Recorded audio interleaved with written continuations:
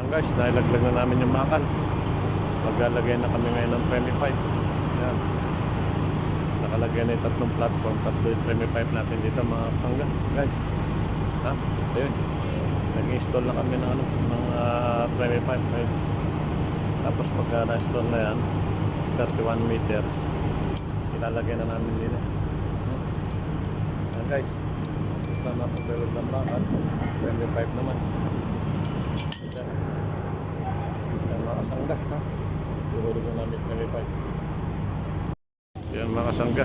I-recycle muna namin. Ilagay na namin tatlong 25. Tatlong hopper. Yan, i-recycle muna namin. Ha? Kasi mamaya pa ako kalito mga alas 8. Yan. Merong pump din sa gilid. Tapos yung tatlo yun. Nakakonekte yung pump doon sa isa dulo. Ayun, para i-recycle hindi magkaroon ng sedimentation. Yan. Yan na ha. Yan. Nakakonekte rito. Nihigupin sa ilalim. Papalit dito. Ayan. Yan mga kasangga. Tatlong hooper nakakabit, tatlong 25, merong bomba para recycle, and then isang sa diesel mud pump nakakonekta, isa sa electric mud pump. Ang mga kasangga.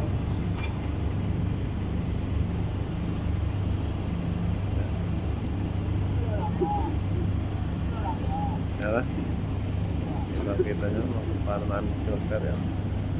Kung napapanood ito, makakakuha kayo ng experience kung paano mag-install yan. Dito lamang yan sa Africa makikita sa SP Patic Nose.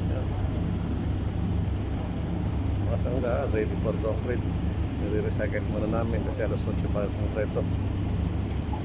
Yan, mga sangga. Yan, ito na mga kasangga ha.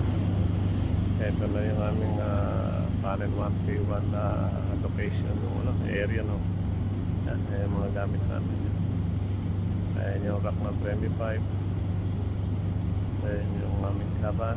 Ayan yung panel 1P1. Tatlo yung 25. Ayan.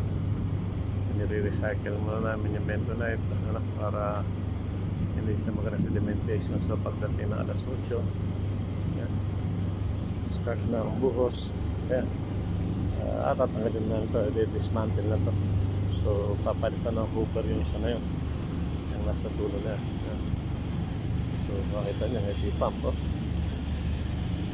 meron siya rito nagparas na yung open level meron. So ayan yung pump nakakonekta doon sa kabila. Yan, pump nakakonekta doon, yung electric pump yan, mud pump, electric mud pump. Tapos yung mga diesel mud pump doon. Nakakonekta naman dito sa dalawang hooper. May control niya. Yung valve. Isa nakasara, isa naka-open. Para doon pupunta. Mga sangga. Yung mga area natin. Yung mga gamit natin na ginagamit pagka nagagayak tayo ng mga excavation, tapos desanding, concreto. Yung mga gamit natin na ginagamit sa tayo from mall mga kasangga. Mga gamit natin. Ayun yung diesel mud pump connected yan. Ayun mga kasangga. Ano kayo idea kung paano nag-recycle ng tao, saka kung paano gagawin yung mga connection ng hose, flexible hose.